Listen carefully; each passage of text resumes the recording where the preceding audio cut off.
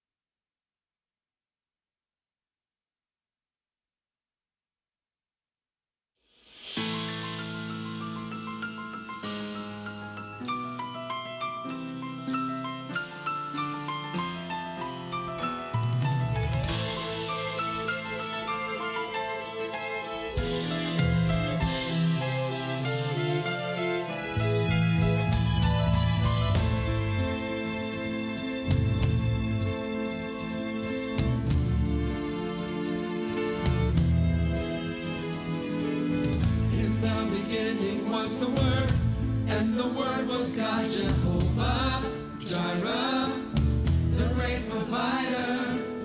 He is the holy El Shaddai, the everlasting Adonai. He made the earth and sky. He is the Lord Most High. He is the Holy Lamb, Father and Son of Man. He is the great I am. He is the great Yahweh. He is the truth, the way. No other words can say. He brings a holy fire. His ways are so much higher. He lifts us from the mire. We are his one desire. He is the one in whom we trust. He is the only one that's just. To all who build on this, he will be every promise. He is our Abba Father, to every son and daughter. He is our living water. We are the clay. He is the potter. He is the only one. No others come before him. The mighty Elohim. He is the light of men. In the beginning was the Word, and the Word was God. Jehovah Jireh, the great provider. Yahweh, Nekoma, Abba, Jehovah, Messiah, the everlasting God. Nekoma, Abba, Jehovah, Messiah, the everlasting God. Nekoma, Abba, He is God.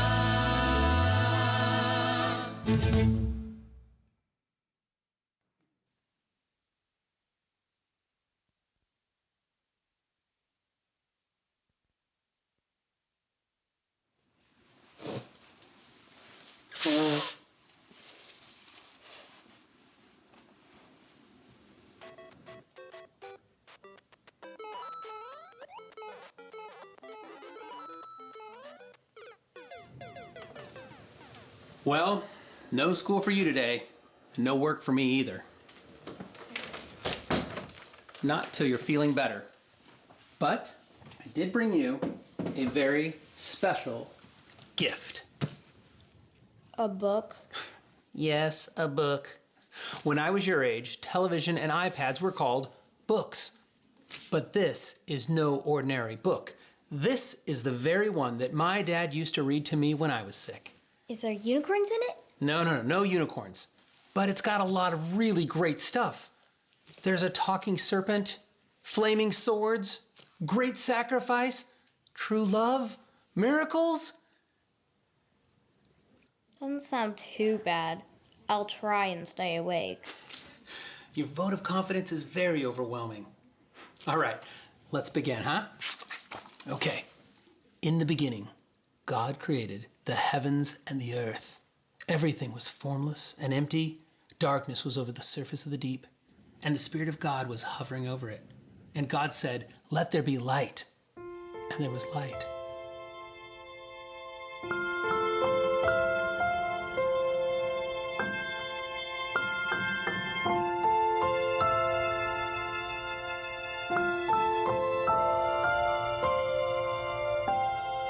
Let there be light, let there be sun. Separate the light from the dark, creation's begun. See the skies painted blue, see the fields filled with gold. Let the colors of the earth come forth as the story unfolds. Let there be light.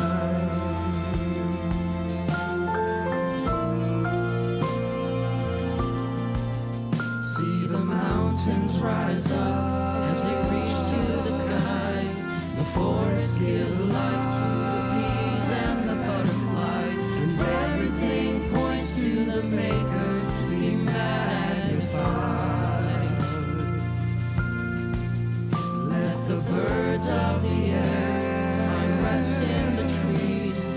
fish rule the oceans, they travel the seas, as they live in the beauty and the power of His majesty.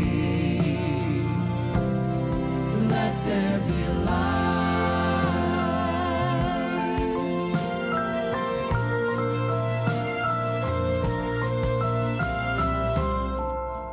Let us make mankind in our image. Children I will love without limits. And when the darkness comes, and when the clouds cover the sun, I will make a way that's right. I will send a light.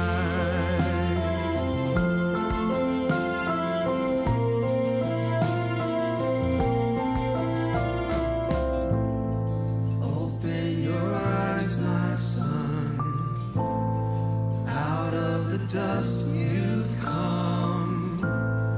Breathe the breath of life. Life has begun.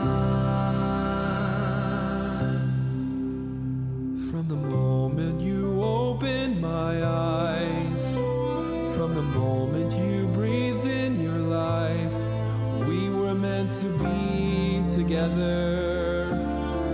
We were meant to live forever. You showed me the garden, a peaceful seclusion. We walked together in holy communion. You gave me dominion and a will that was free. I would rule over everything except for the one tree. From the moment you opened my eyes, from the moment you made me to rise, out of the dust I came. I was born to trust your name. Then you sang this refrain. It is not good to be alone. It is not good to be alone. Seize the flesh from your flesh, bone from your bone, a lifelong companion, giving love and understanding. From the moment you opened my eyes, from the moment you breathed in your life, we were inseparable. Our bond was unbreakable. Hold it. Is this a kissing book? Where's the exciting stuff? The talking snake? We just hold on, let me read. The talking serpent is coming, but all good stories need a setup.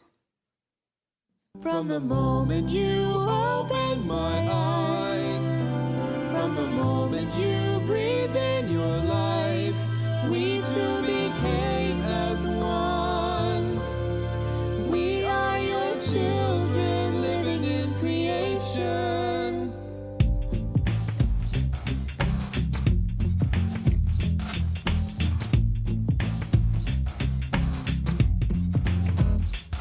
Well, hello there, kids. How are you doing? It looks like this garden is really improving. I really love what you've done with the place. So you're the beginning of the human race. You've been working so hard and always so dutiful, but let the weeds grow. Even weeds can be beautiful. Oh, me, I'm from a little cottage in the center of the garden by the tree of knowledge. It's a great little tree with the most delicious fruit. It's my biggest seller at the farmer's market booth. So come on over and have yourself a look. Don't worry, it's not like it's going in a book. Oh no, you see, we mustn't go near that tree. It wasn't meant to be. You see, we agreed that we must stay away from the fruit of that tree. It's been decreed. Any other tree, it's okay. Let's just say it's TBD. Take a bite, take a bite. Then you'll know what's wrong and you'll know what's right. Take a bite, take a bite.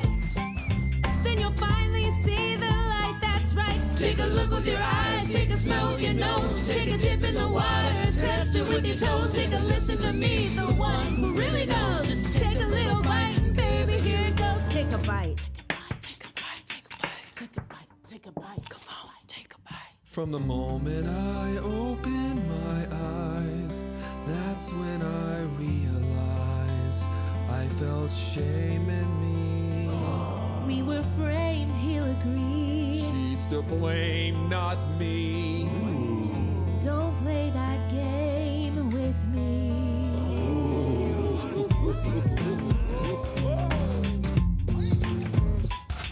All right, my work here is done. Good luck, you two. Have fun in the sun. There's a place up the road that I want to see more of. A charming little town called Sodom and Gomorrah. You shouldn't have trusted me, though I can be quite charming. I'm good at disarming. You see, the truth is, the reason I'm so wise is because I happen to be the author of lies. Thank you so much for setting the table and putting things into motion. I'll be back for Cain and Abel, and then I'm gonna help Noah with his ocean. You see, in all of the garden, I'm the most shrewd. And by the way, did you know you're nude? They were naked the whole time? Yes. And then what? Well, they made clothing out of fig leaves to cover themselves up, and God sent them out of the garden forever. And he guarded the entrance with an angel wielding a flaming sword. Yes, flaming swords. Sin and darkness had come into the world, and now God had to find a way to fix it, to restore things and make things right again. How many pages are in this book? About 1,000. 1,000? Well, we're gonna skip a couple chapters. Sodom and Gomorrah, that sounded interesting. That's one of the stories we're probably gonna skip, yeah. I got it. Abraham. Now here's a story of promise and great sacrifice. You ready?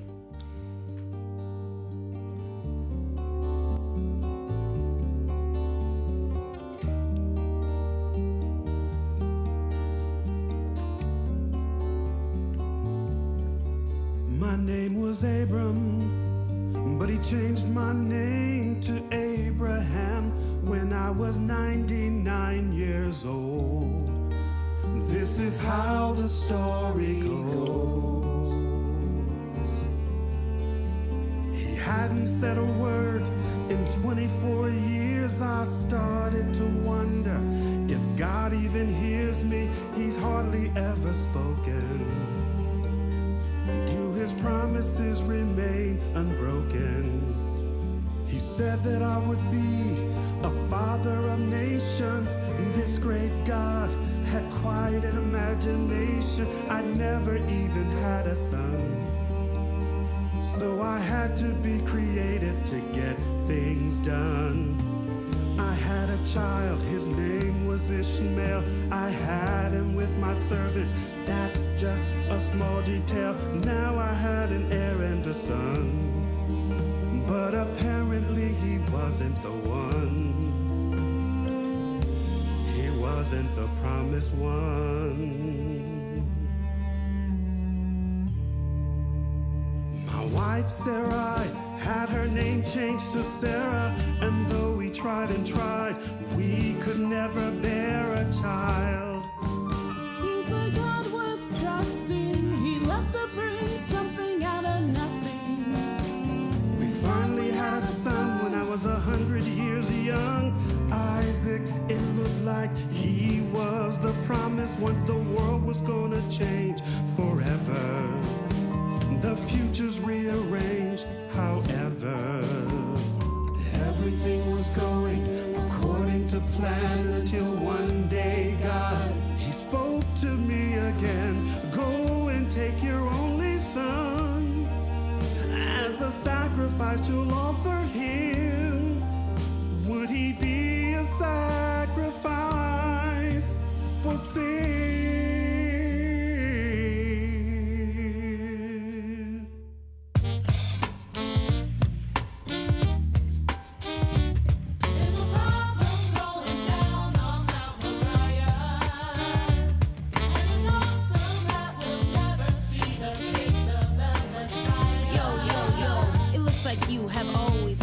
But it seems like your faith is beginning to waver. Does it really make sense to tell you he's the promised and go and sacrifice him?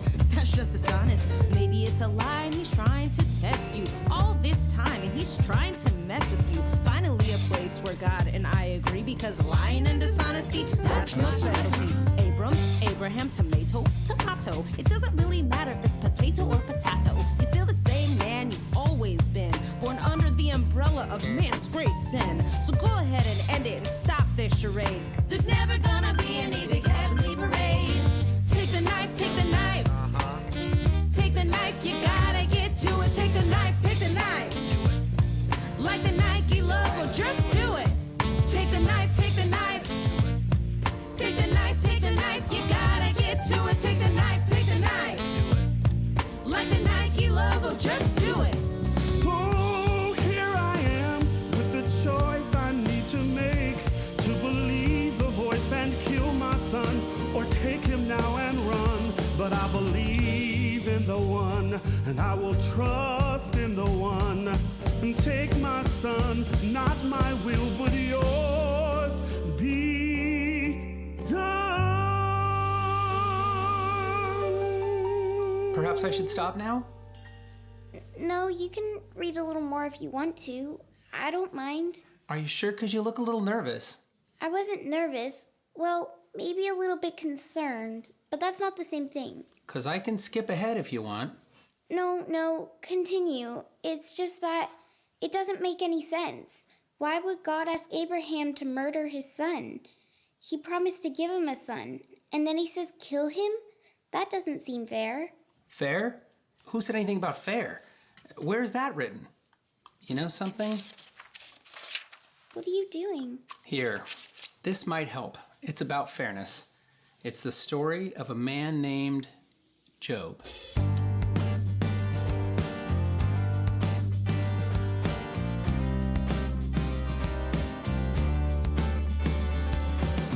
There was a man named Job.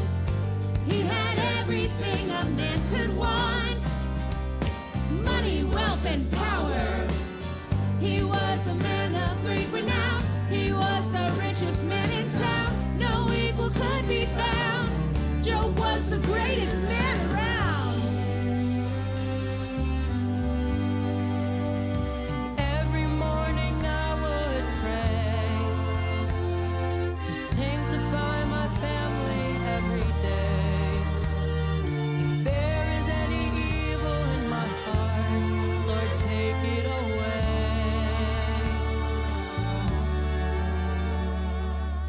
Your Honor, this man Job, he seems like quite a guy.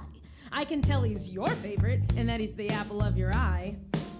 But give me a chance and I'll put him to the test. And I'll show you that he's just like all the rest. He's selfish, he's prideful, and his loyalty is topsy-turvy. And if it please the court, let me show you that at the core, he's just unworthy.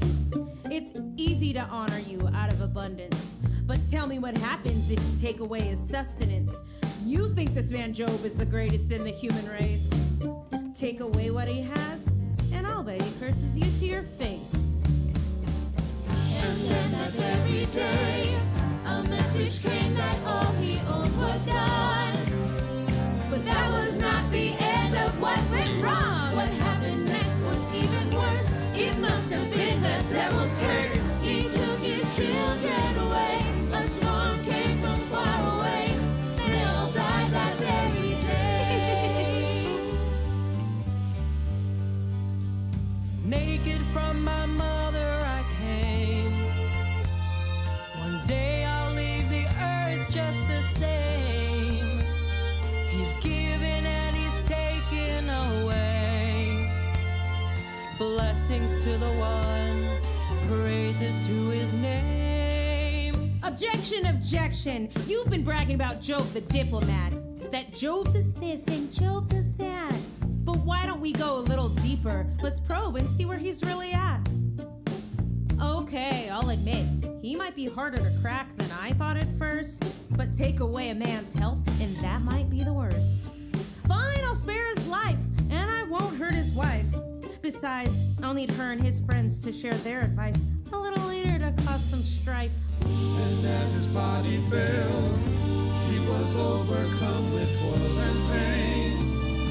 His suffering might just drive him insane. He tore his clothes and shaved his head. He even wished that he was dead. Still he refused to cry. He began to wonder why. but still he praised God. In his suffering, his friends came to try to explain the events that happened and all the reasons why. And even his wife came by, his only ally. And even she couldn't identify why his pain had seemed to intensify. And she said, Who am I to try to explain or justify?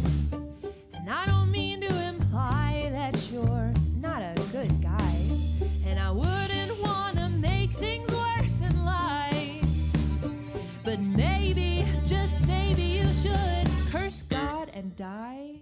maybe there's lust in your heart unaddressed. Maybe your temper comes out when you're pressed. Maybe you care too much how you're dressed. You only do good when you're blessed. Maybe you took his name in vain. You're feeling the pain. You're going insane, trying to hide the stain. So we'll sing one more refrain. Objection sustained. Just curse his name And die. Is there any justice from this great God above? Is there any justice? Is this what he calls love? Can anyone adjust this? Shouldn't we discuss this? Show me what trust is. Explain to me your justice.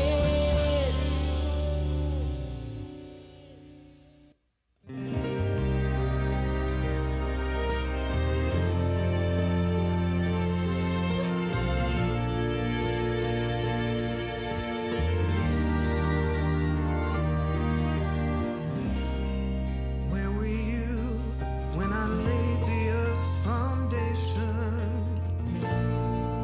When I hung the stars in every constellation? Every sunrise is an act of my creation. It's for you, it's all for you. Who are you to question my call? I am the creator, the maker of all. I see every sparrow that falls. I am your Jehovah Shalom. I will never leave you alone.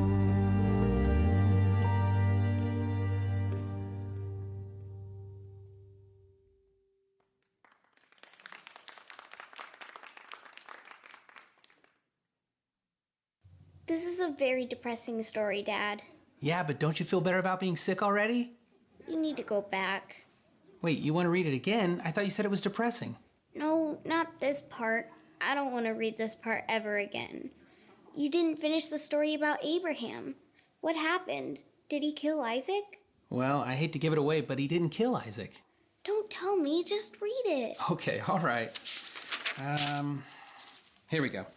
Abraham reached out his hand and took his knife to slay him. Is there any justice from this great God above? Is there any justice? Is this what he calls love? Stop! Do not lay a hand upon the boy. You have proved your love. There is nothing you withhold from your God. Then behind him was a sound, a ram caught in the bushes on the ground. Abraham's offering had been found. The Lord has provided, his promise decided. He's a God worth trusting. Blessings to the one, praises to his name. In the beginning was the Word, and the Word was God, Jehovah Jireh, the great provider. He has provided.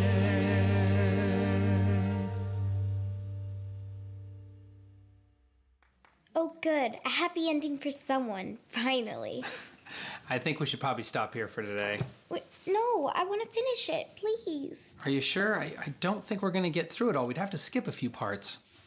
Well, give me the shorter version. Okay, let's give it a try.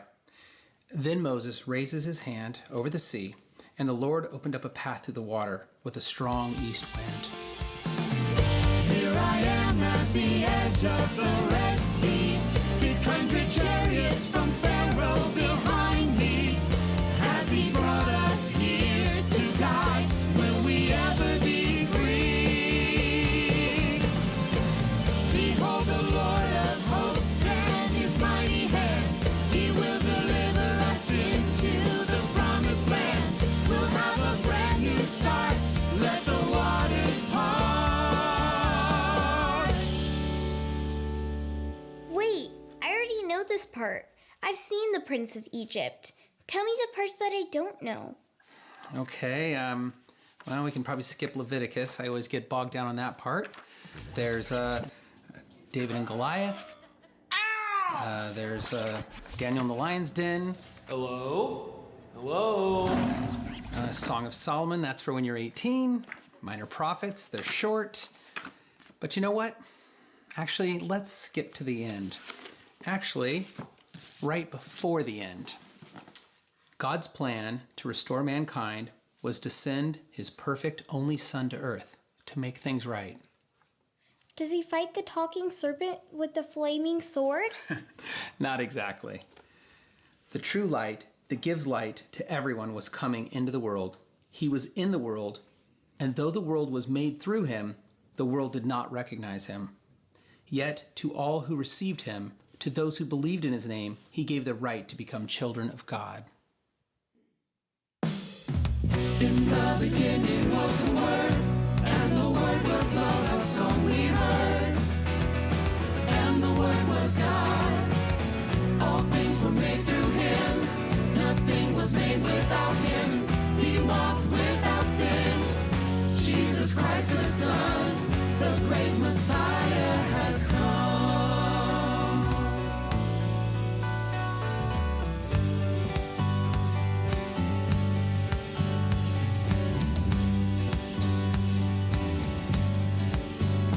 Come to me, all who are weary, and you'll find rest.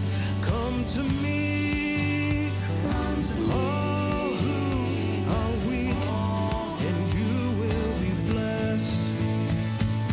Blessed are you who hunger and thirst for the truth.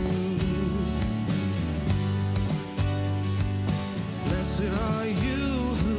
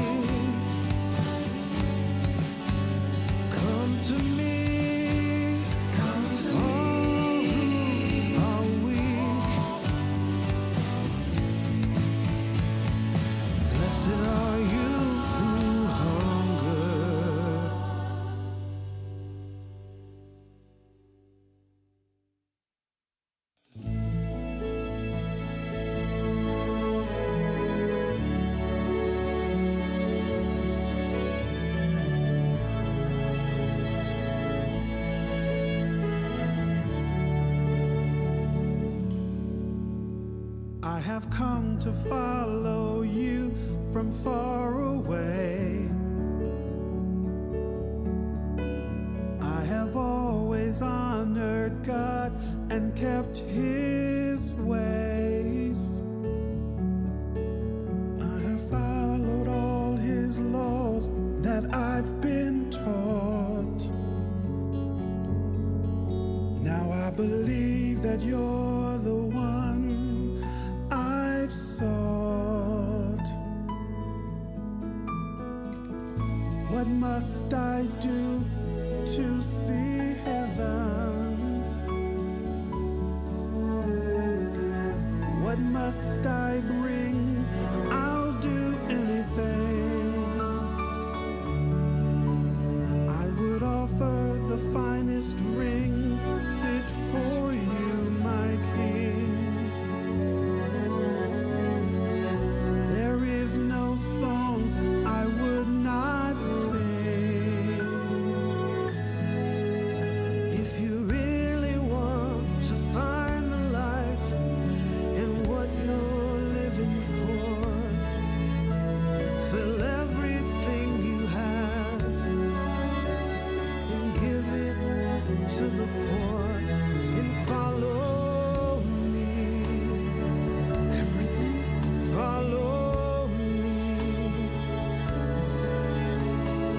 Everything my family's worked so hard to achieve.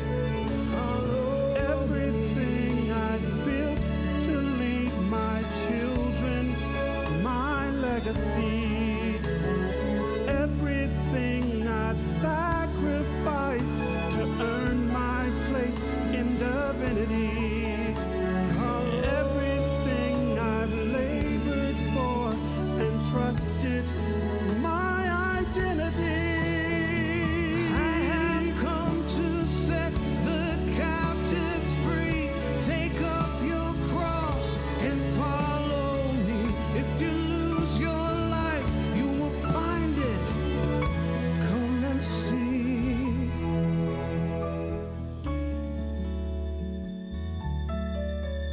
Come and see.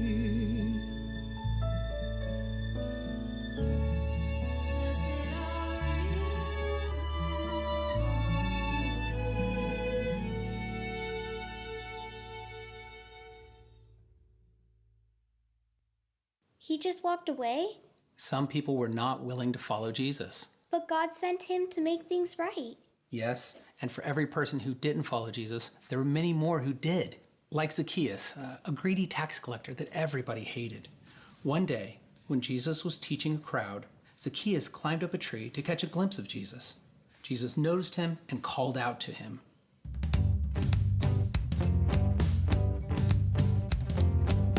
Come down and walk with me. Open your heart and home to me. He will restore your dignity if you believe, if you believe. Your past is not your destiny. You were a cheat and you deceived. I seek the lost, I set them free. All who believe, if you believe. Come with me, oh Zacchaeus, come with me. I'll restore the best of you. Come and see, taste and see, taste and see. Take your refuge here with me. I'll restore the best of you. Come and see. Who is the man who walks with sinners, shares their homes, shares their dinners? Who is this man who claims he can forgive? Jesus. Why do they follow after him as if a king? We better cut it off before an uprising.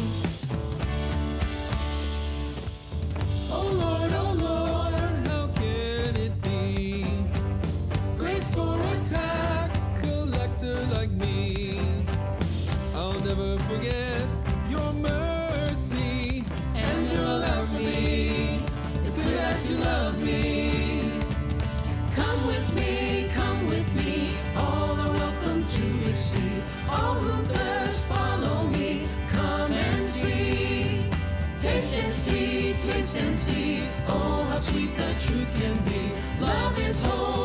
Jesus is free. Come and see.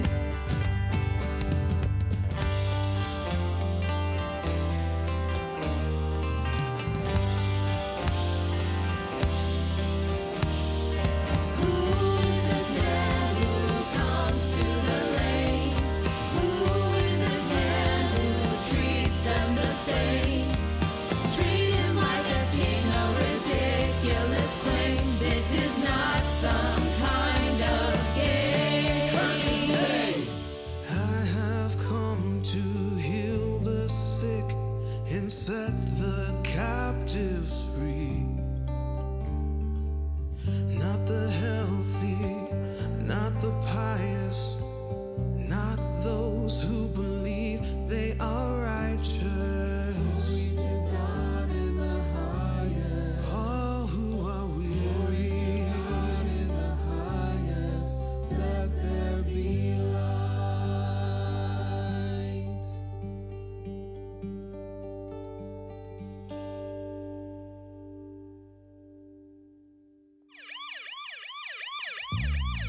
Take the rock, take the rock. Take the rock, take the rock. Take the rock, take the rock. Take the rock, take the rock. I think it's time to sound the alarm. I've been out in the bullpen, warming up my pitching arm. You say it's grace and that's why you came, but how far does it reach? Let's play a game. This woman here was caught in an act of ill repute. Though I'm not one to judge, this might be a lawsuit. Remember that part of the law? You wrote it. If you like, I can quote it. The law states that she should be stoned, or is this the kind of thing that you condone? I'll ask you one more time. Is this not a crime? Where do you draw the line? It's showtime! Take the rock, take the rock. I showed you what to do, we had a little talk. Take the rock, take the rock. It's time to make a move, remember, don't fuck. Let he who has no sin cast the first stone. You will reap what you have sown. Who of you can stand before the throne?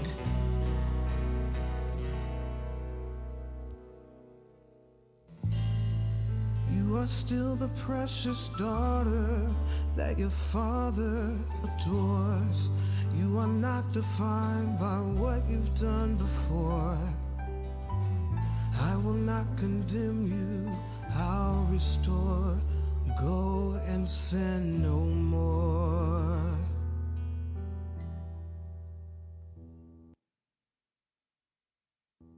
From the moment he asked me to rise, from the moment I opened my eyes, I looked into his face.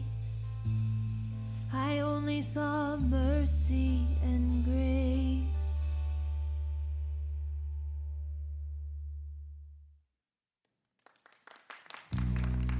We must be careful now, we cannot make it harder to kill him outright. Would just make him a martyr. Let's be smarter. Let the Romans do the deed. They can be the ones to nail him to a tree.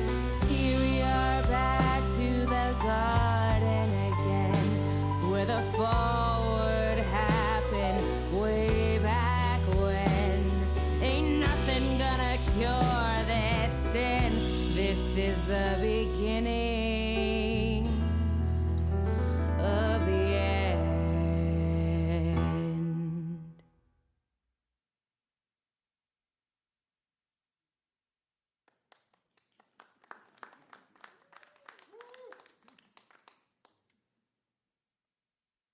The chief priests and the elders of the people gathered together and plotted to arrest Jesus and kill him. Jesus knew that the time was near, so he withdrew to pray. But did he stop the talking serpent first? No. We'll get to that. Jesus knew that the time was near, so he withdrew to pray.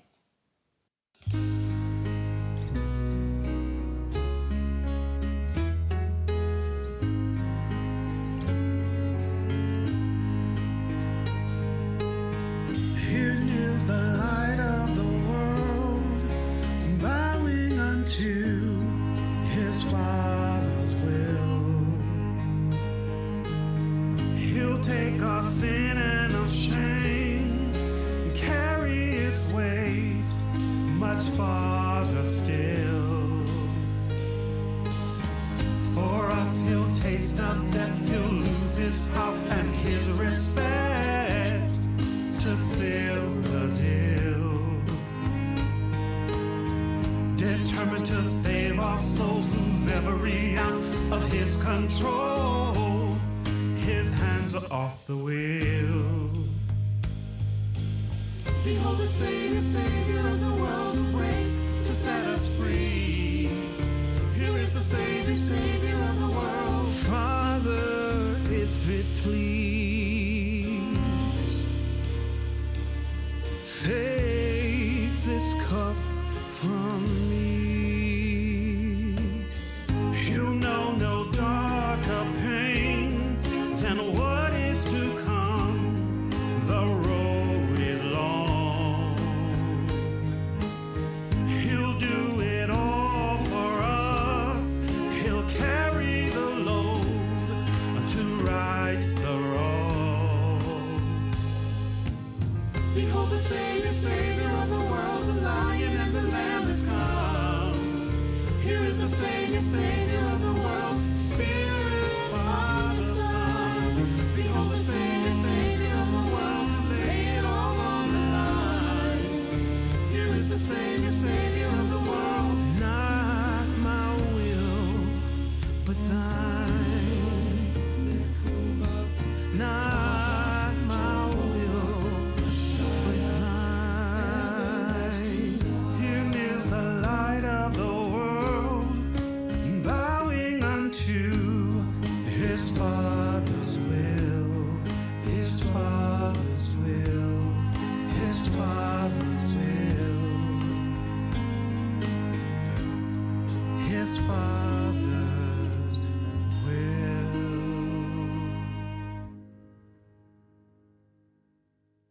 And then they came to arrest Jesus and try him for treason. Is there any justice? You're learning. I don't like where this is headed.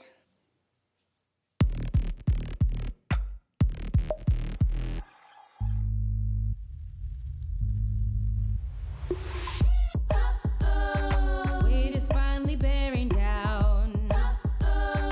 Loyalty is fading out. Had enough of this. You can call it quits. Where have all your people gone? All the ones you've counted on. Tired of all of this. You can call it quits. Where's your father now? Right now. Where is your father? Where is your father now? Blood on your lips, sweat on your brow.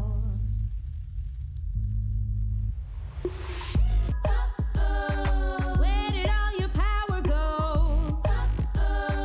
Have we seen the final blow? Where has glory gone? The king is now upon. Where is your father now? Right now. Where is your father?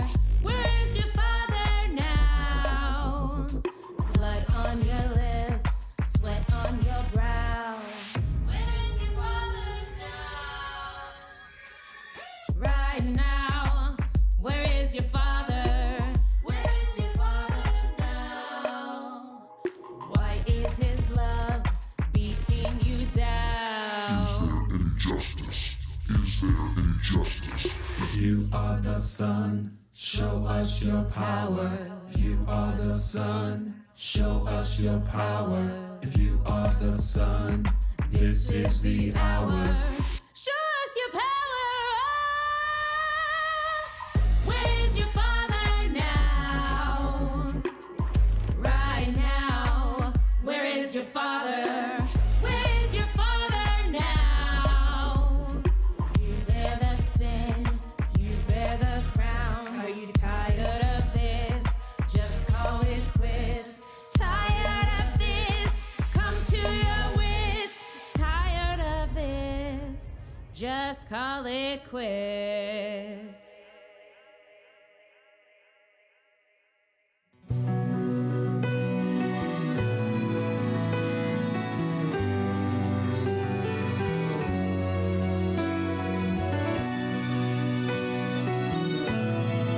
Father, forgive them. They know not what they've done. My time has come. You and I will soon be one. My God, into your hands I give my spirit, my flesh. It is finished.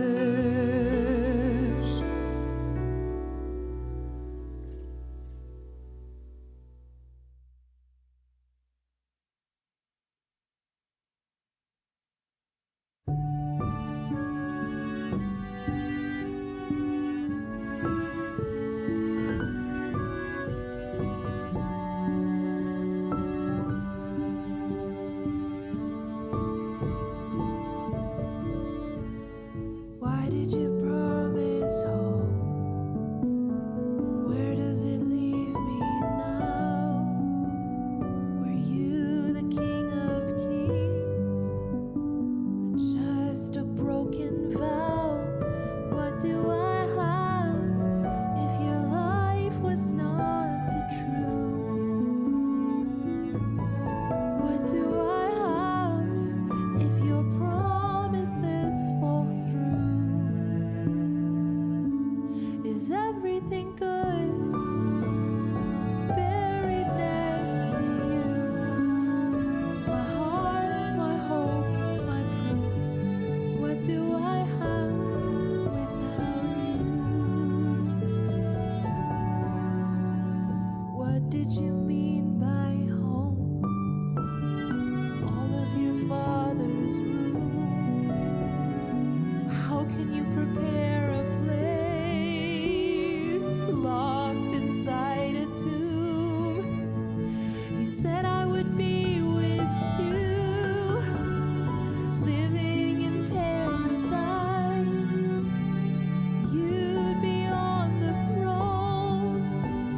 We'd live eternal lives. Where are you now? All I see is loss. What does it mean? Defeated by the cross. You said I was free. You told me I was safe. I only see the grave. What do I have without you?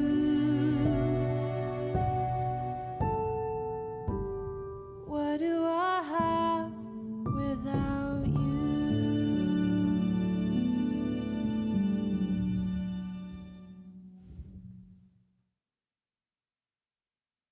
He died? God just let them kill him? I don't like this story at all. I thought you said he had a plan. Just a few more pages to go. I don't want to hear anymore. We're nearly there. The end is worth it, I promise. Nope, not listening.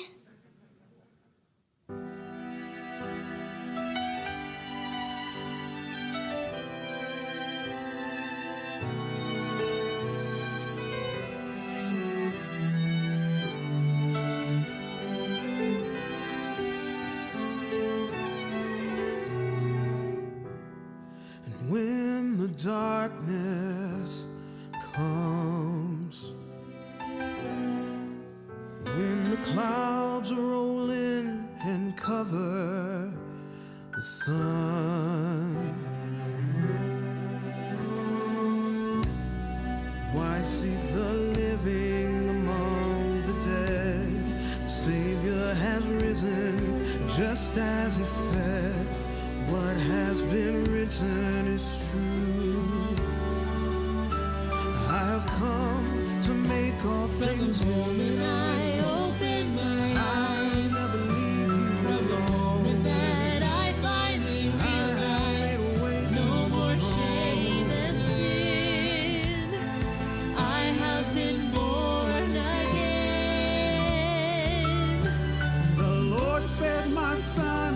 And look what's become of the promise he made. Salvation has come in the most amazing way. He's the God whom we trust. He's the light of the world.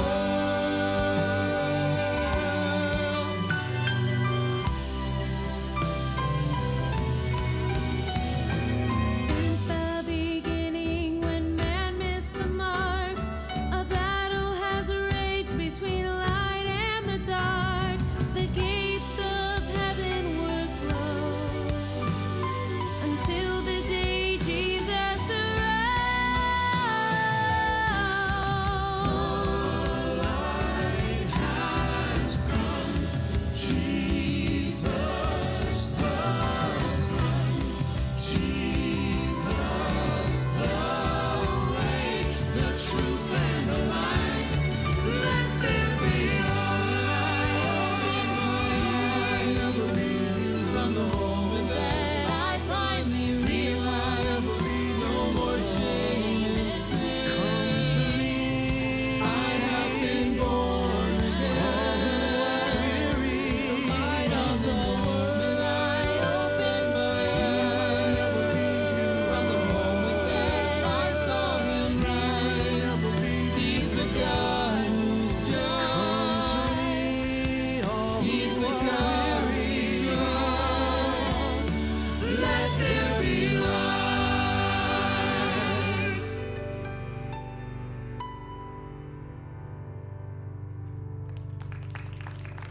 No way!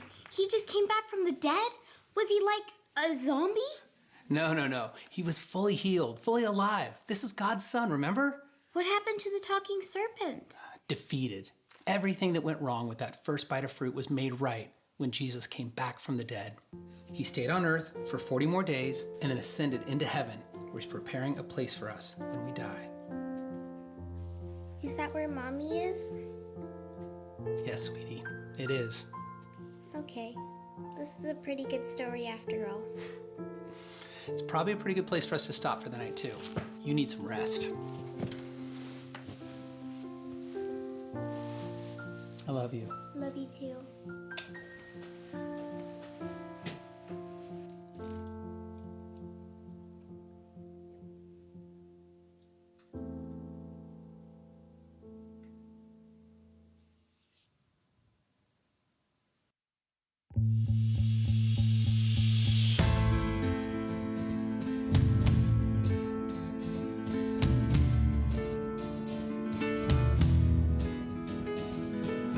In the beginning was the Word, and the Word was God, Jehovah Jireh, the great provider. He is the holy El Shaddai, the everlasting Adonai. He made the earth and sky. He is the Lord Most High. He is the Holy Lamb, Father and Son of Man. He is the great I am. He is the great Yahweh. He is the truth, the way. No other words can say. He is the only one. No others come before him. The mighty Elohim. He is the light of men. In the beginning was the Word, and the Word was God, Jehovah Jireh, the great provider. Jesus, Emmanuel, Abba, Prince of Peace, Messiah, the everlasting God.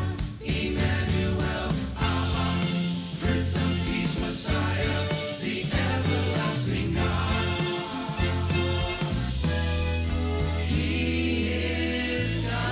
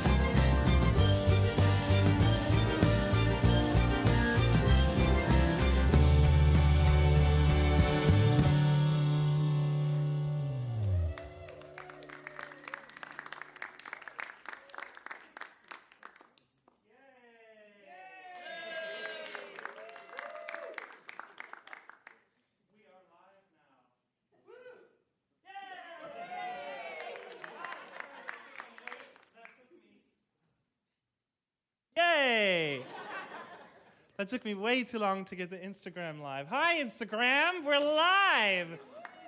The camera will probably fall off the tripod. Hi, everyone. Hi. Hi, everyone. And hi, everyone online. That's it. That was the show. I invited some of the cast and crew here to just talk about the fun times we had and the process. And we wanted to share some behind-the-scenes stuff, as well as some funny blooper reels. So I have some questions that people have asked, and some of my own. But okay, so first I want to talk about, I mentioned at the beginning that we did this in 2020. Phil and I wrote this in 2020, and then we had to shut it down when the COVID happened. And then we finally got to do it in 2021. So people asked, what was it like? I kind of shared, we rehearsed over Zoom.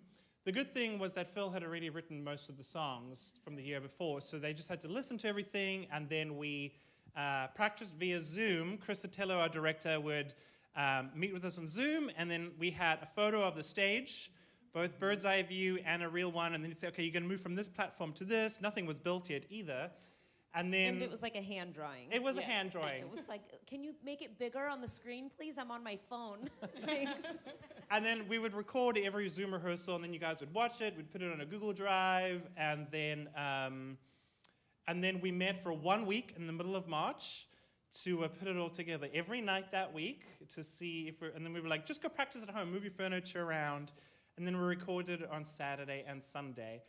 So what was that like for you guys? Different, right? It was an amazing experience. I think, how everyone just had a great camaraderie to bring this all together. I've never had an experience like this before in rehearsals, but it was just truly special, and I love how we used all the resources that we had to bring this together. So, great experience. Yeah, it was very bare bones. It was like all of us were doing multiple things, and usually you have stage hands and people in charge of things, and I was basically like, actors, you're in charge of your own props. If you put them down and you lose them, it's your fault. Like, there was just like, what, 5 of us total backstage doing everything, maybe even 3, I don't know, but it was very bare bones. And when we filmed it in one weekend, we gathered for all of Saturday and all of Sunday, and we got to the end of Saturday, and I was pretty panicked because we had only filmed a third of the musical, and I was like, we are very behind schedule. And we're halfway through Sunday, and we haven't even filmed half of the thing. I'm thinking, okay, we're going to have to meet tomorrow night. I hope everybody's available on Monday. And then I'm chit-chatting to them one-on-one just to get a sense of what it's like, and would be okay coming Monday because I don't want to re-quarantine and come the next week. And then Eric was like, well, I'd prefer to go late tonight because I promised my wife we'd go away for a week after this. I'm like, oh, okay, oh yeah, we'll stay tonight. So I just said to everybody, guys, you might not be going home until Monday morning. But the Lord came through, and boom, we made it until like midnight. I think midnight we had stopped. We found a groove and we went. And that's sort of indicative of every show we do. We're always like, oh, we're gonna make it. And then the Lord always pulls through and we do. But I would agree, there was a lot of camaraderie. Like, you guys were so great. It was so easy to work with each one of you. It was amazing for me. Comes with great leadership. Thanks. Yeah. That was Phil, yeah.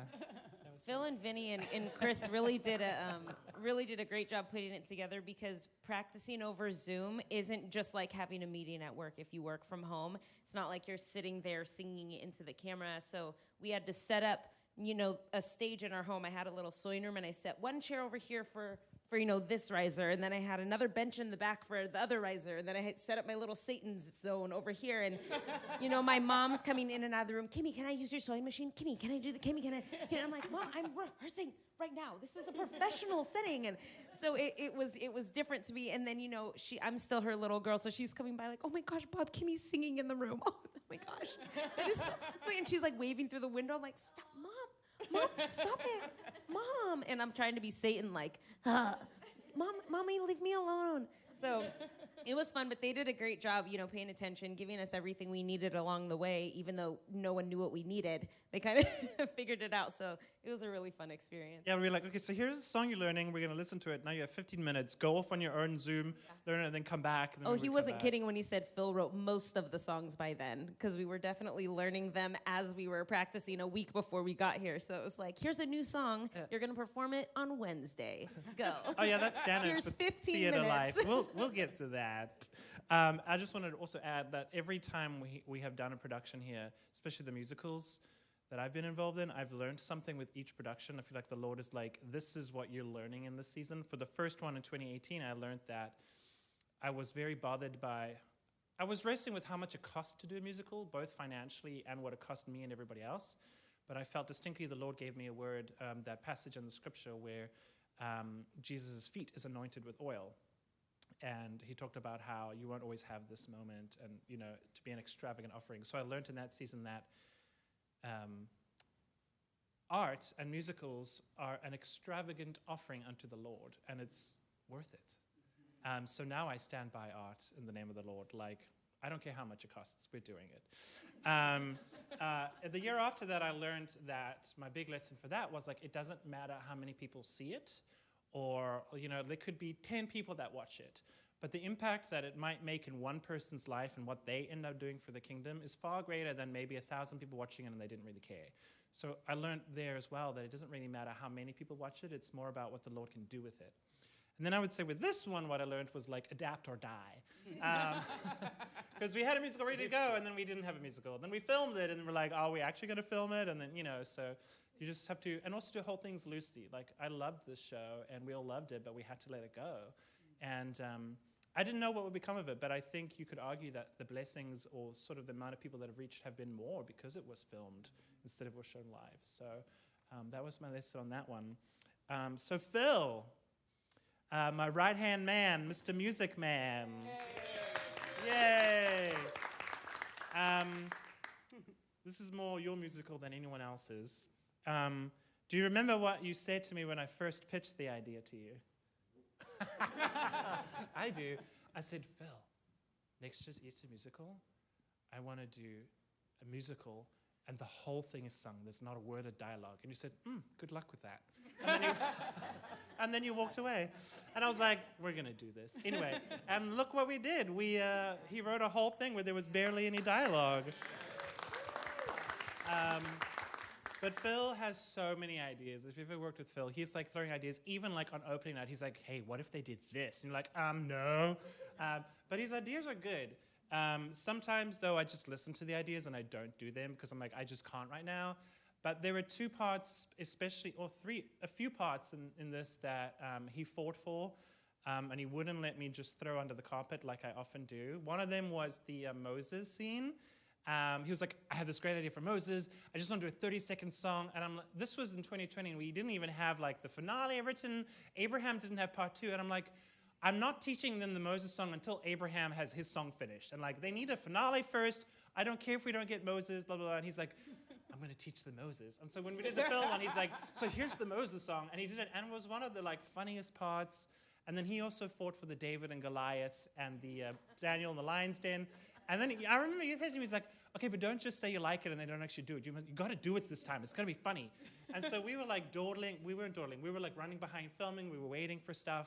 He was like, let's film those right now. I'm like, okay, fine, you'll get it. So he found the stuff, and then we filmed those scenes, and like, we needed those. We thought that was going to be Jonah and the whale when he says, hello, hello. And then we filmed it already, and we went back and looked at the script to go, wait, it's Daniel in the lion's den. It's not Jonah and the whale. So we had to add like a lion sound to it. So it's like he's in the lion's den. So. Yeah, because we filmed the Josie and Jay parts like in February 2020 before we had done any of the stage scenes. And so like a year later, the footage is somewhere. I haven't looked at it. And so we just went off by memory.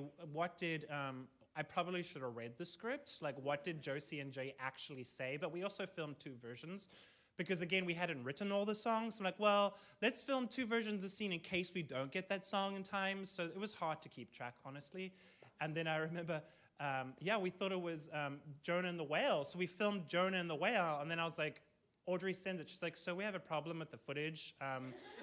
There is no whale. It was Daniel in the lion's den. I'm like, I don't know what to do. And Phil was like, it's easy. Just add a lion sound effect. I'm like, oh. So that was Phil solving problems. Yeah. I mean, to me, the whole thing, like doing a musical, it's just like putting together a jigsaw puzzle, right? You're putting together these pieces, you think you have it, and then it's kind of like, oh, we need a song to do this. Or like, oh, there's no finale song. It's like, oh. And you're like making up pieces as you go along, and it happens visually too. I mean, even just now watching it, I'm telling Trish, I go, man, we should have had Joe's friends come down with masks on, right? Like COVID masks, it would have been perfect. Yeah, that's true. These are the little things we find. And one of the other things we fought for to keep was the Jay and Josie storyline. That was the part that I wrote, and I was trying to tie the narrative of the Bible together, and how do you skip the scenes, make it easy. I wanted it to be an on-stage, musically sung narration, not actually have any scenes, but he said, no, I really like the father-daughter thing. So it's because of him I kept it. And I'm really glad to, because that was one of the highlights. But Phil, before we move on to someone else, do you have a favorite song that you wrote here? I know it's hard to pick, but is it one that means a lot to you? Well, hard to pick.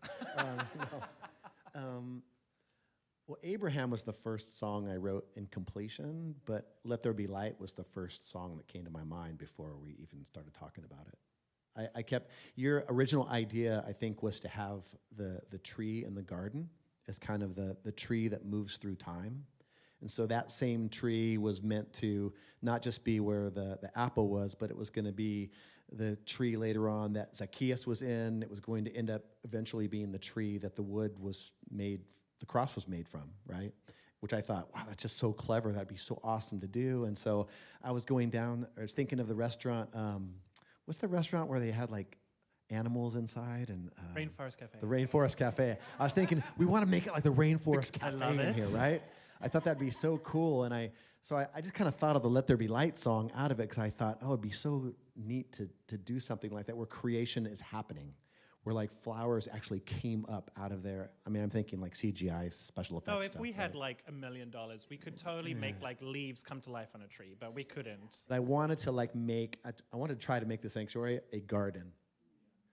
But that kind of, shoved away in the imagination. I threw that one under the rug. No, because you have to cut your costs somewhere. No, because I remember that. My original idea, it was called The Garden, and it was about a tree. It wasn't about a tree, but the tree would be on stage the whole time, and we would go through the Bible and every scene that happened around the tree. So that's what I pitched to Phil, and then I remember I went to go write it, and I couldn't figure it out. I was like, nope, I can't write it. So I started writing another musical, which was set in a courtroom. It's like, Phil, I have a new idea. We're going to do the courtroom one. And he's like, no, but I really like the garden one. And I'm like, he's like, no, I really like the garden one. I even have a song. I'm like, okay, fine. So then I went back and now we have this. But yeah, how, I understand what it's like to be creative and to write a story, but I never understand what it's like to write a song. Like, how do you come up with a melody, and where like do you get inspiration? How does a song form in your mind? Because if you go to his phone, he's got like hundreds of voice memos to himself with melodies and hummed things. And one day I just want to get my hands on it and be like, let's make this into a song. And one day that actually happened. I remember Phil, he was sitting on these stairs right here, and he was like playing the song on the guitar. He would just do this throughout the day while between meetings and stuff. Phil and I work here at the church, and he was like singing the song. And I'm like, I really like that melody. And I'm like, okay, so I'm listening to it. In the back of my mind, I'm like, I know exactly where this song goes in the musical. And he's like, oh, I'm thinking this should be like the melody for Satan. And in my head, I'm thinking, nope, that's not where it's going. I'm like, it's not Satan's melody. And I'm like, okay, cool. And then we went on and we wrote, and then you forgot about that melody. And then we were doing Job, and I said, but Phil, what about that one you wrote when you were sitting on the stage? He's like, which one? I'm like, I don't know, pull out your phone. So he pulled out his phone, and there it was, that one, and it is my favorite melody in the whole musical, the Job one. Anyway, but what's it like? Like, how do you write a song? I would walk the dog at the park sometimes, and I'd be walking the dog. Once I was riding my bike, actually, and I was riding up by in Pacifica, and all of a sudden that, it is not good to be alone. I go, oh, that's kind of cool. That's what they should sing right to Adam and Eve. It is not before Eve gets created. And so I had to like stop, pull out my phone. It is not good to be alone. Someone walks by. It is not good to be alone. She's the flesh from your flesh, bone from your bone, a lifelong companion, giving love and understanding. Okay, and then put it back. Well, because, you know, anybody can write a song, I'm telling you. You have a song in your mind and you're vacuuming at home, all right? You start vacuuming and you're singing the song, right? And it's kind of going through your mind, but pretty soon you don't realize, but you've changed the song a little bit. Like you forgot the words. I could never tell the words to Elton John songs. I always had to make up words because I could never understand what he said, right? So I'd make up words and then I'd see the original and go, oh, that's what he said? But you can actually make up a song just doing regular stuff throughout the day. Driving in the car, vacuuming, taking the dog for a walk, and then it's just a matter of not being embarrassed, and here it is in all its nakedness. That's great, yeah, because I think in terms of visuals, so when I'm vacuuming... Well, he always wants to change the words in that too, and I go, those don't even rhyme. You can't, how am I gonna rhyme that? But I would go back and try to make it work, like every time, so... I will say, though, this one I barely changed any lyrics. For come and see the musical we did before, I'm like, okay, here's the new lyrics to the song, because I needed to say this. You were very game, but this one I barely changed anything. I'm like, wow, this is like exactly what it should be. It's plagiarized from the Bible, that's all. But yeah, Kimmy, because Kimmy and I and Phil traveled to Nashville when we went to one of the conferences and award shows, I found out that Kimmy also makes up songs. Don't you just make up songs randomly as you're singing and doing stuff? Yes, I do. I don't remember saying that, but I think you were doing it.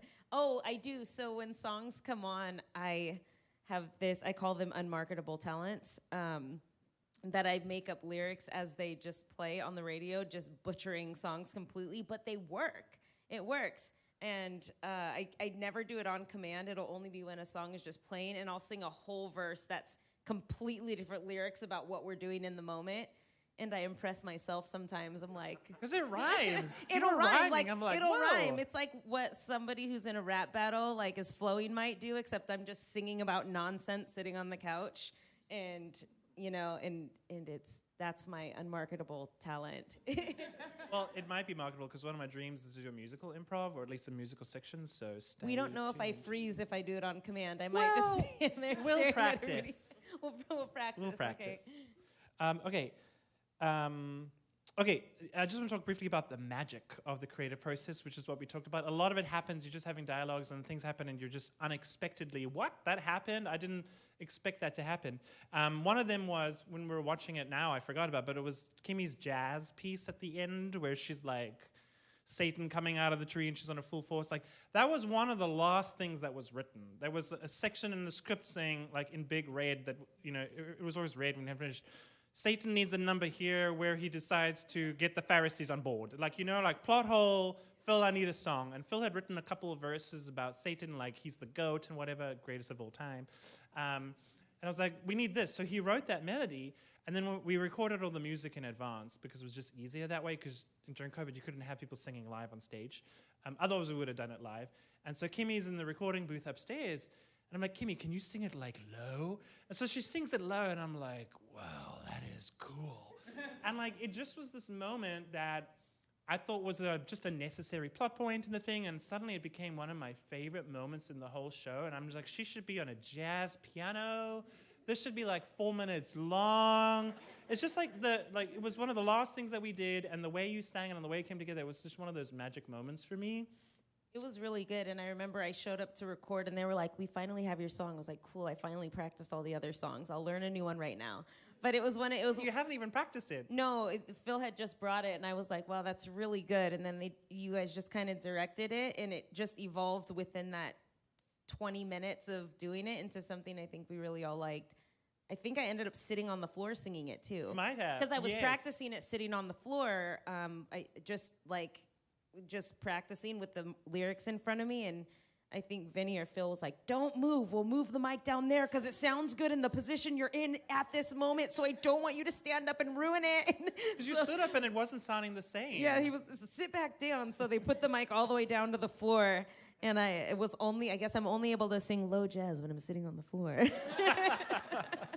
So I don't know what's going to happen when we do it live, but... That's how the creative process, I always wonder, like the Lin-Manuel Mirandas of the world, or the Bruce Springsteen of the world, you always hear they're control freaks, right? And they write everything in totality, and they make everybody do what they want to do. But to me, it's like having Kimmy sing something different, or having Dave play bass differently. So all the musicians, by the way, I would just have a song. It would be uploaded to a site. They would download it where they were, because we're all in a pandemic, and they would record their parts at their homes and then upload it. And so none of us played together in the same room at all, that music. It was all separate. I mean, even the strings were somebody in New York who I never even met, wrote the string parts to it. But to me, that's where it's greater than, it becomes the greater than the sum of its parts. Because each person, you give people the freedom to do what they can do. And they'll sing it differently, like, oh, I didn't imagine it could be sung that way. That's so cool. And so that takes it like to another level. Then it is totally a collaboration at that point. I mean, the bassist, the drummers, the guitarists, the pianists, hey, do whatever you want. I'm not gonna tell you what to do. Just do what you want, what you feel. Unless I don't like it, then I'll do the other one. That happens a lot too, but we reserve the right as creators to say no to your idea.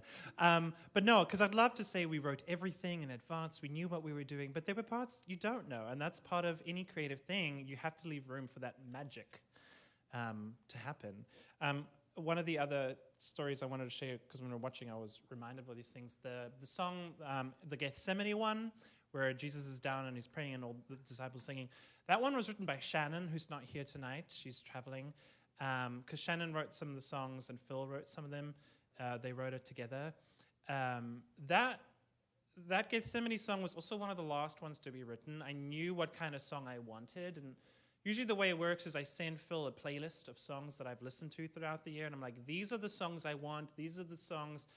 Like, I will write the character and I'll say, this is the character, here's like their bio and their blurb, and here's the song that matches them, write me something that sounds like that. This one, they were Bible characters, so I didn't need to do a bio, but I sent a playlist saying, these are the kind of songs I want this moment to feel like. I know what I want it to feel, and so we hadn't figured out Gethsemane, and Phil was writing his, so we assigned it to Shannon, and she wrote the song, and it was a good song. I just didn't feel like it had the right grunge and right feeling, and so she was like, well, what if we just use one of the ones I've written before? And I'm like, well, let me see. So she has 2 albums. And she played them. I was like, no. And then she just happened to play this one. I'm like, Shannon, what song is that? She's like, oh, this song. I'm like, that's the one. And it ended up being a song that she wrote for her brother who died. And she wrote it in a very raw place. She did the piano herself. She doesn't like the piano on it because she did it herself. She got a cellist to do it. And you can just feel the emotion in that song. I said, Shannon, can we use this one? She's like, yeah. So she rewrote the words. And that was that song, because I just felt like you could feel the raw emotion in that song. And so that's the story of how that came to be. No, that was the one, here kneels the light of the world. That one. Eric and Sonny singing that one. But I like your version of it too. Thanks. I was singing it back there. So one of the other unexpected moments for me that became my favorite was the second part of Abraham's song, where you guys sing, in the beginning was the word, and then that was it a violin or a cello? It was a violin, right? The string instrument comes. I don't know, Phil just said to the guy in New York, I want a solo violin. And I was like, oh. And then that happened. It just, the way you guys did it in that song, it just is one of my favorite, most beautiful moments, that one where you guys are reprising that song. There's just something about it that I'm like, it just stops my breath every time. And I never expected that moment to be it, you know? It was just done so well. So Sonny, you mentioned earlier that you had never been part of something like this before. Now, you had done one of our Christmas shows before, but it wasn't a musical like this. Mm-hmm. And Sonny became very instrumental to me backstage as well, because we were a very small crew, so I was getting all the food for everyone. And Sonny was like, do you want me to get the food for everyone? I'm like, yes. So Sonny became very helpful backstage. But what was it like for you, community-wise? Because I don't think people realize what a family we become. Yes, we definitely have. You know, my first experience that I've had involved with the musicals that we do here, or the presentations that we do, is, of course, the news anchor from Come and See. So to be involved like full force with everyone, you know, I was detached a little bit from that musical, but to be with everyone and have, you know, the family here together was just, it was wonderful. And to kind of see the whole story being laid out in front of you while you're doing it and being a part of, putting that emotion for other people to feel out there as well was a task for me. I was like, I'm a little shy when it comes to like praying in front of everybody or actually, just making that connection was something that I felt I had to really think about when what I was portraying on stage. So I'm very thankful for everyone that was here. Kimmy, Phil, everyone was really a great support for me in this experience, and I just feel so happy to be a part of it. Sunny, one of the things that always struck me about Sunny is when she's like on stage as like the evil minion, like the way that you just conform your face and your body, you really sell every little thing though. It was great. And I think I remember we would all pray after rehearsal and we would just like point to someone and you're like, my turn? Yeah, but anyway. I did. I'd like to now go to a little blooper reel of Josie and Jay, and then we're going to hear from you guys. So Jay is actually Josie's father. So they played father and daughter. So let's change lights and play the little blooper reel. Again, we filmed this early February before we had even rehearsed anything on the stage. And it took us a whole day, and it was exhausting. It was in Phil's house. We filmed it in Phil's house. We took over his daughter's room for a whole day. We rearranged the room. We moved her bed. We like got some new... She's never moved it since. And she hasn't moved it back. All the same.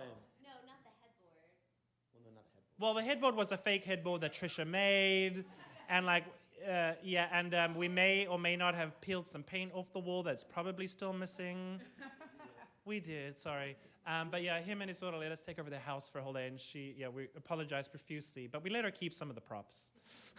Okay, so let's play that. Let's enjoy that.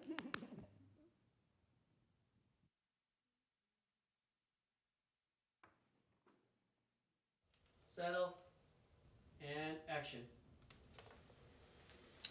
Nope. That was my fault. Not you, Jay. You're good. No school for you today. Sorry, back to one. Great. Back to one. Sorry. I started panning and I started tilting and you were like still talking. That was good, Jay, though. Just do all that That was really good. Yep. It's always good when it's a throwaway. Sorry. Give me like... Just calm your eyebrows now, will you? There's I'm not the one who keeps changing the script, Jay. Shh. Camera Right? speeding. Sound speeding. You're overwhelming. I forgot the line there. Darn it! Can I cross them? Because that helps. The book's just heavy. It's just heavy. Nah, that feels weird. I don't know. Stop, Jay, hold the book higher. Ooh. Fa la la la la. Hold the book higher. Camera speeding. It's just so. It's like this. You hold it for a minute, then you're like, oh, setting it down. Camera speeding. All right, I messed up. That's okay. I don't like where the book is either. Sound You speeding. bring me down. It's just that line. Okay, let's go. Camera Hello speeding. there. He did not leave Jeroboam anyone that breathed, but destroyed them all, according to the word of the Lord, given to him through a serpent. Never mind. Okay.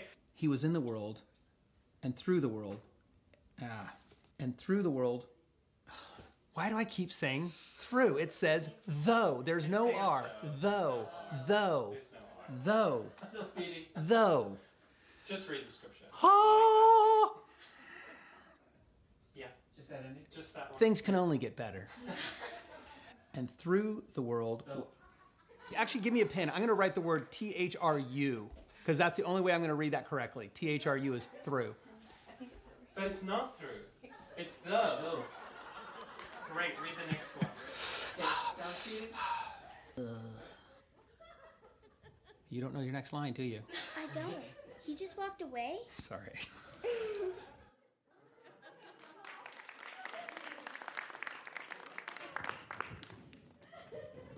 Yeah, that was a long day of filming. Is the song? Yeah. Yeah, that through though thing, Audrey was like, I wish I had a camera on your face because I was so exasperated. I was like, it's the. And when I'm around Jay, I get so sassy and he gets sassy, so we're mean to each other, but it's all out of love. Okay, so Josie. How old were you when you filmed that and how old are you now? Because that's not the same girl that I see before my eyes. Jeez. I mean, probably 13? Maybe? I don't know. Math. Phil, can you give Trish your mic? Yeah. You do. So this is Trish. This is Josie's mom. Trish did all the costumes and makeup. Dead mother. Oh. In the film? In the film! Oh, I'm dead. She's not really dead. She's not really dead. You're in a better I have a place. 15-year-old. But Josie, so you were sick that day when we filmed, right? Weren't you a little sick or Yeah, under the weather? I was, and I was completely tired too. Like, I was kind of laughing too, because in some of the bloopers, I was just like straight face. Like when my father was saying like the funniest stuff, I'm just like, like I want to go home. You did great though, and Thank you. there was a award show we went to in Dallas where we won Best Church Musical, but you also got a special award for Best Child Teen Actor, and you weren't able to come. So we have it for you here. I don't want to touch it because it'll get all my fingerprints on it. But I now present to you Josie, Best Child Teen Actor 2022. That's for you.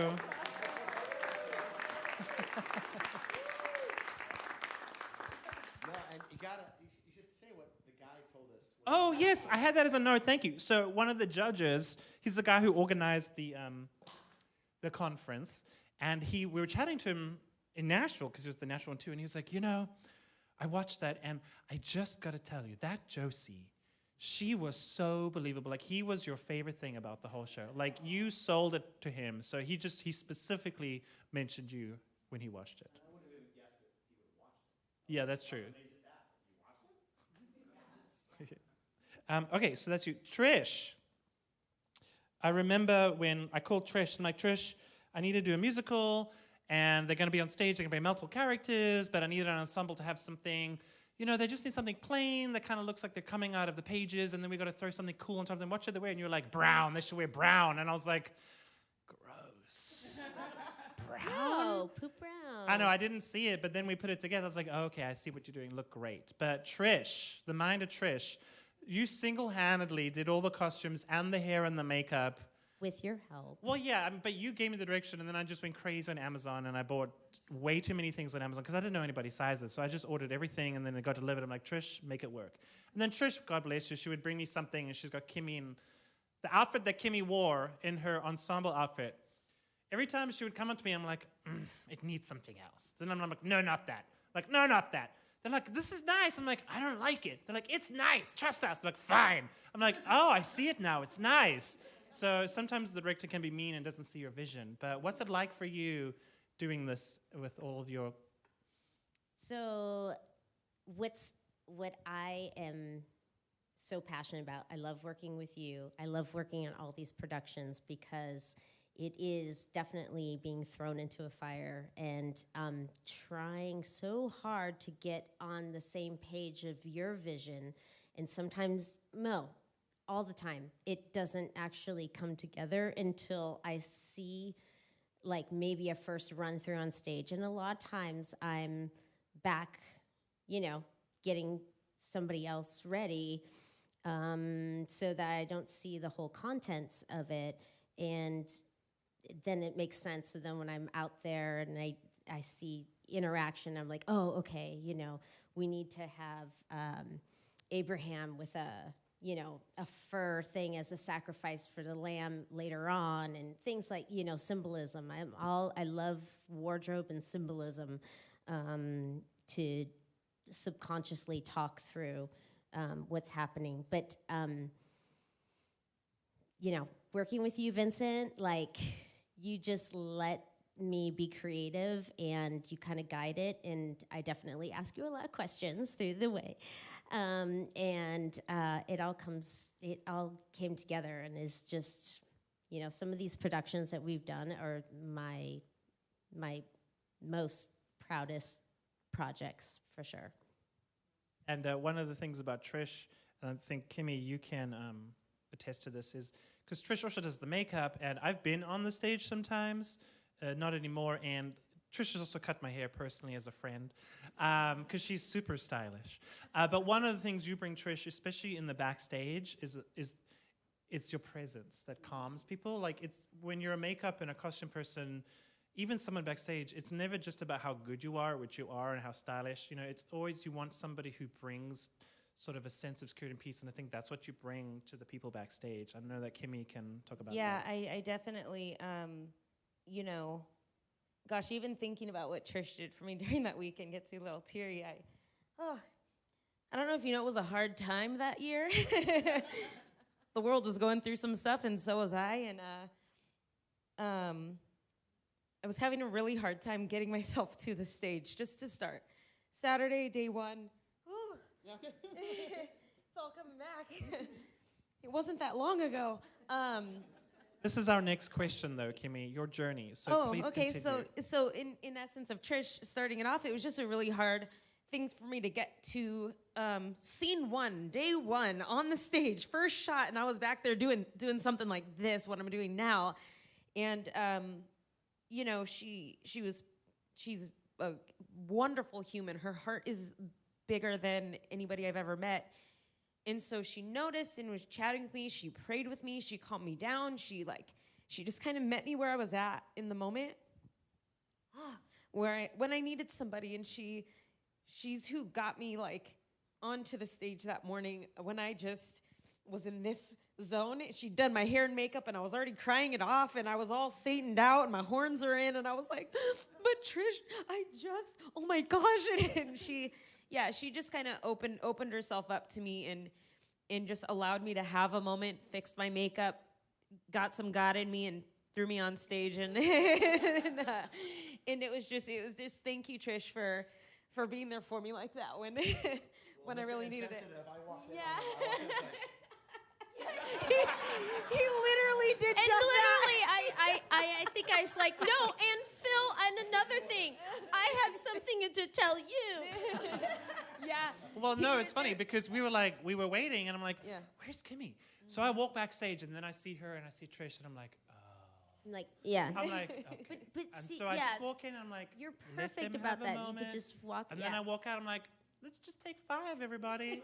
And everyone was like, 5? We haven't even shot anything. No, I think that's when they 1 shot. o'clock, and we've been there since 9. I'm like, well, we need a few more minutes. Kimmy, I think that's when they shot the not in the whale, the yeah. lion's den. I think that's when It's they probably- shot we just filmed the something. extra. Remember, I don't know. The extra I don't know what stuff. they did. I was in my own feelings. Me, tell us about playing Satan, because it was quite a journey for you. Yeah, it was a journey. But just while she's collecting, can I Please do. interject? Kimmy had amazing wardrobe that she brought to the table as well, and as we all know, that is, as a church production, that took an extra, I don't know, gift, risk, yeah, and she, Kimmy, you nailed it in so many ways in this, representing, what temptation is and sin and all that stuff, but in a very, musical, theatrical, and elegant way. And, I definitely couldn't do it without you and everybody on the team. We're sleep deprived during this. We're working. I think I spent the night here, one night, in the back. Yeah, and Trish sometimes Yeah. comes with Josie and Henry, their son, and they come with Yeah. their sleeping bags. And- And they're yeah. just sleeping there because we're here Yeah. to midnight 1, and they Yeah. got to go to school the next kids. morning. Right. I'm like, they're theater kids. They'll get it. Nashville, the hilarious moment was when they were, because Kimmy was nominated for Best Actress as well. And so when they read the nominees, it's just they said, oh, and Barbara as Sharon, blah, blah, blah, blah. Kimmy Fitzpatrick as Satan. It was so funny.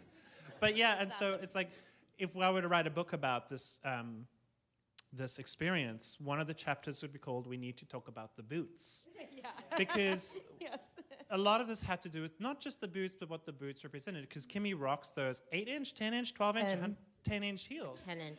And I was like, I tried yes. them on, and I still Oh, have you an tripped. ankle. Oh, yeah. Oh, yeah. Trish tried My them on. ankle still But, hurts. like, we had she's to a have mastermind. discussions about this behind the scenes because, you know, this is, after all, an Easter message on a church stage.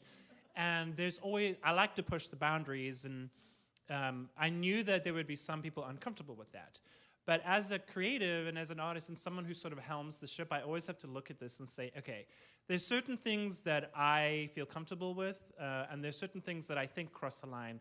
The boots for me were never one that I felt crossed the line. Like, I knew these are fine.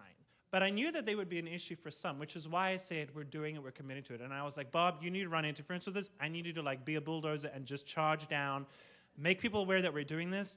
But I just like, I knew within my spirit that it was fine. Like some people are like, boots, what's the big deal? But no, I get it. I get both sides. But it's small things like this when you're doing a creative expression that's for the Lord and for Easter weekend. There's certain, I want to say, things you need to hold to.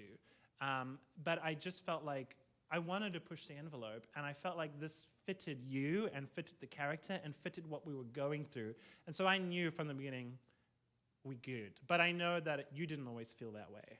Yeah, you know, I mean, one, having Satan in any Easter play is just a risk in and of itself. You know, Vinny and Phil, one day after church, came up to me and were like, Kimmy, hi, how are you? I was like, I'm good. How are you? It was like right over here. And I have this idea. Let me know if you're open to it. How would you feel about playing Satan in the Easter play? And I was like, oh, well, I don't know. Something in my soul got me really excited because I feel like, you know, I was like, oh, that'd be amazing. One, as a performer, you don't get asked to play Satan a lot. Two, as a woman, you don't get asked to play Satan a lot.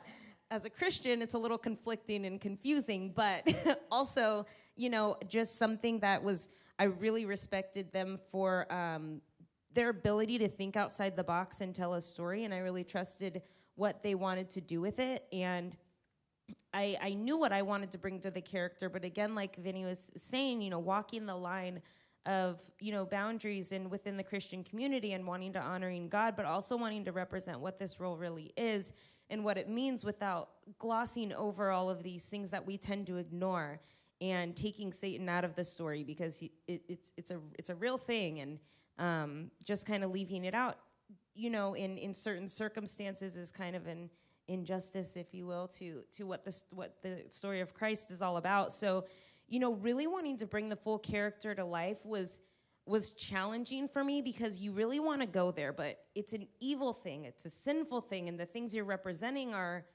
what we're always, you know, up against as Christians. So really going there as just a human and a performer and bringing who I am left a different kind of vulnerability, because as a performer, you're always vulnerable. You're giving the audience and your viewers, you're showing them something about you, whether it's a big thing about you or a small thing. The thing that you're showing them on stage is coming from who you are.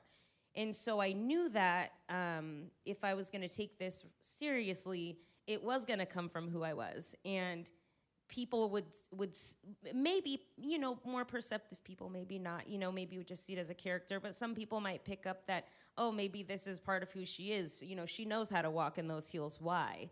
You know, just questioning. And I got concerned with what everybody was going to think. You know, I even asked Vinny, you know, in order to walk in these shoes, my hips have to sway in order for me to not fall over because I have to transfer my weight to this foot.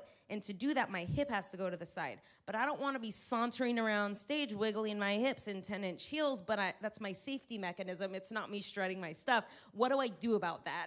Like, do I try to just walk really straight and, you know, look a little uncomfortable, or do I let it? You know, there's questions that come up like this because it's important. It's important that we ask those questions. And so the journey was interesting for me to navigate how to go full force into this role, but also how do I represent the Lord and to get people to still focus on what matters and not not be distracted. I think I told them once or twice, like, I don't want to be a distraction. I want it to be helpful to the word. I want people to watch and be focused on the message, and I don't want people to be distracted by these boots I'm wearing or whatever this is happening. So it was a really good thing for me to do, especially during that time. So I just want to commend our creative leadership here for letting us, and it's come up multiple times, but I want to emphasize how important it is that they trust the people that they work with.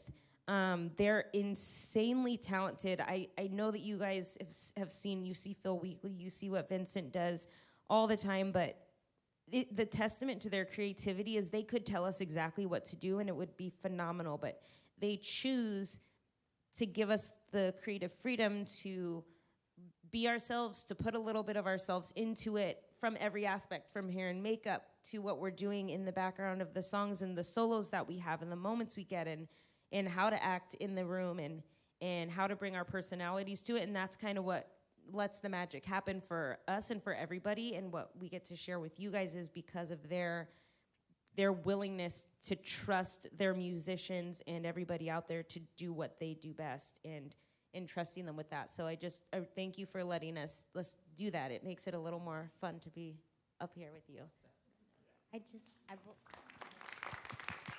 I want to tag on to that just briefly, is that it's been 20 years we've been coming here, over 20 years, and between Jay, my husband, and myself, and being involved with all this, I think Cornerstone has such an amazing, look at where we are. We just gem in the middle of the Mission District, and creative arts is where God really, I really feel like is the ministry, because people want to be entertained, and things like this musical and the past musicals, you want it to be able to speak to everyone, secular and Christian. So someone who's a non-Christian, I always feel very proud of our productions, because I can go to this, my friends or the school parents and just say, hey, watch this or whatever it is, or come and visit, because I'm not afraid of it being churchy, right? Like, it speaks to so many. It doesn't look like a church production. It's super pro, right? And some of that is, all of it is, the behind the scenes, the masterminds. It's ironic that she doesn't want to be a distraction. That's what Satan is. But Satan is. And that's, and it modernizes it, right? Like this, that's a current distraction, Me and Bob always talk, every time I watch it, I'm not distracted. I'm always just like, Kimmy is talented. Yes. That's the only thing that I get out of that. So that's pretty much it. I do want to leave everyone, though, with a fun behind-the-scenes gag reel. So we're going to end with that. This is just you'll see some of the behind-the-scenes stuff of when we were filming, some of the mistakes that happened on stage, some of the inside jokes, and there was also one night where we went particularly crazy on the stage. You'll see that too. So thank you for joining. Everybody online and on Instagram, if that's still running, I have no idea. But please enjoy this blooper reel, and we will see you tomorrow at our Reardon campus at 10 a.m. for a cool Easter party and live message. Or if you're watching online, it'll be at 9 a.m. online for a special Easter service. I watched some of it today, and it's rockin'. So thank everybody for being here, and enjoy the bloopers.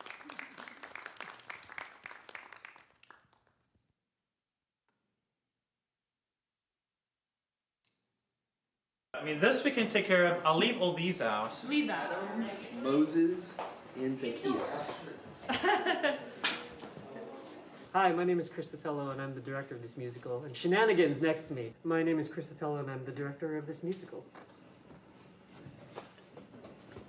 Oh, yeah, Pokey points all day. Let's go. Vincent, save me.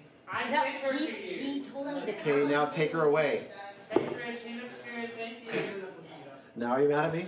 Yeah. My name is Vincent, and I am the writer and producer of this musical.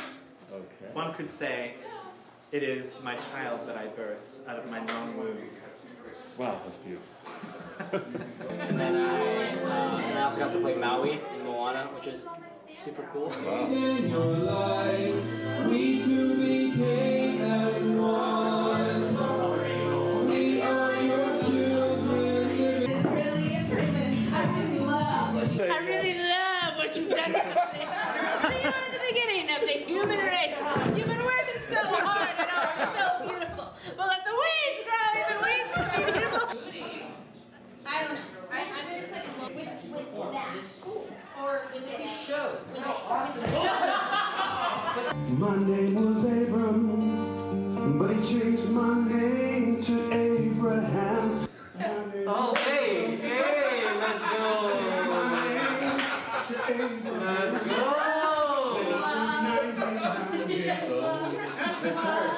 This is how the story goes. I haven't said a word. 24 years. I'm having a blast. Yes. Narrower by 4 inches. 2 inches on each side. What's comfortable for you, Brandon? Well, you'll just have to work out. It's like None of you just don't want to be crucified. None of it's really comfortable. So Do an inch or two. This musical is not sponsored by Delta Pepper, but it is my favorite soda. I have a button on that, but it's lower, so I can't for the camera, do that. You shall not pass.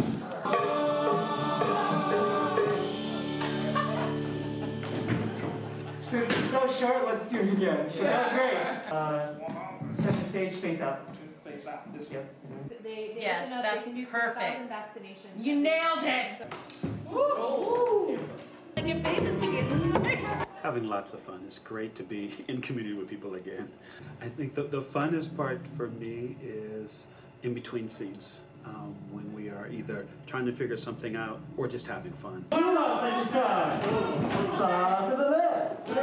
Slide to the right. Crisscross. Crisscross. Crisscross. Everybody clap your hands.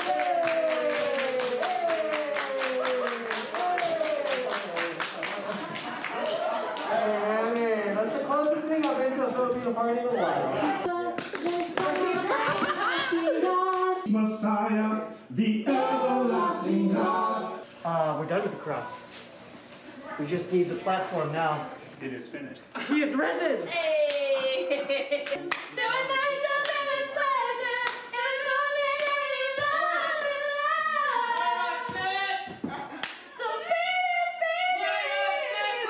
Quiet on set. They have to actually do work. Sorry, okay.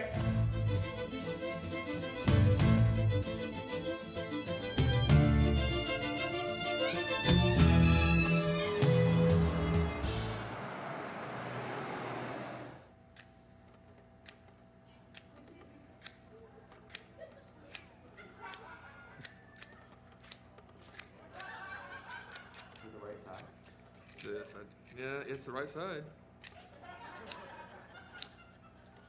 Is there another box?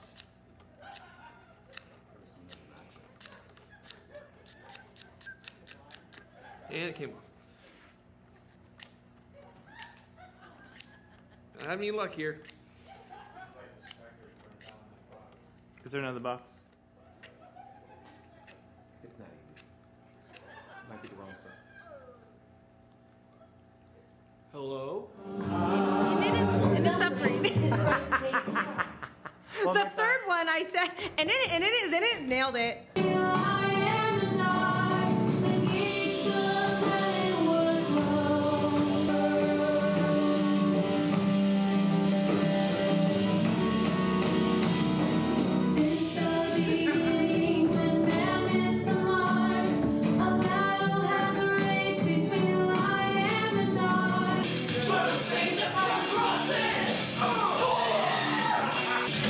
Do what they call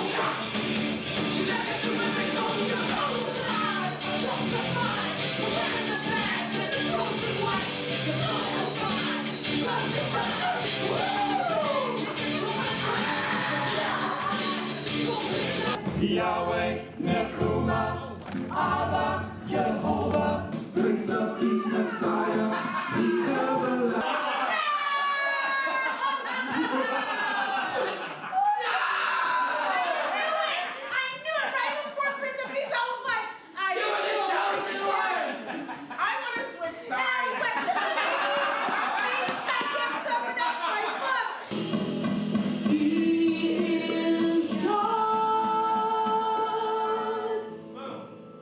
One, two, three, boom! Oh, it looks so nice. Doesn't it? That's cool. Yeah. He is God. 1, 2, 3, boom! Great. I forgot to look up. He is God. 1, 2, 3, boom! Okay, let's do it again. And so I want people to see and experience, believe, and then embrace the love of God for them, because that's what ultimately He wants. And it's just a privilege to be a part of bringing that to life and making that possible.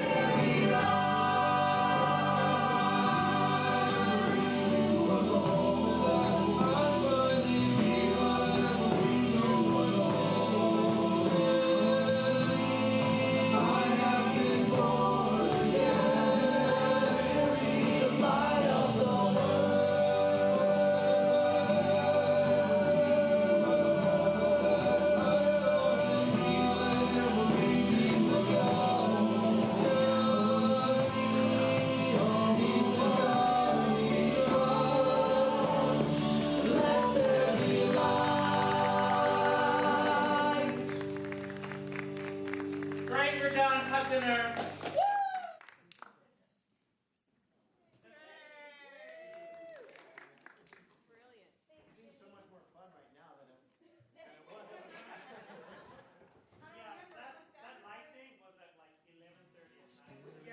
The sea